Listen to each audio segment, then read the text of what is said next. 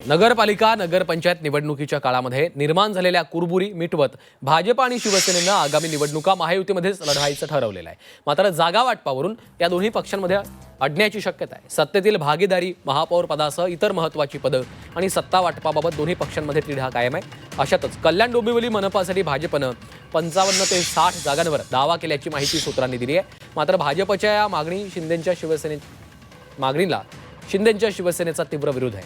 त्यातच युती झाल्यास दोन्ही पक्षांना बंडखोरीचा फटका बसण्याची देखील शक्यता आहे।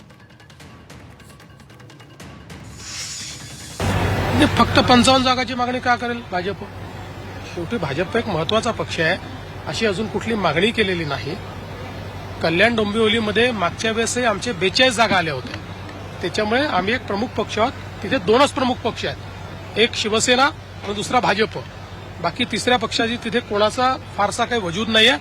आम्ही आपापसात बसून जागा वाटप करू।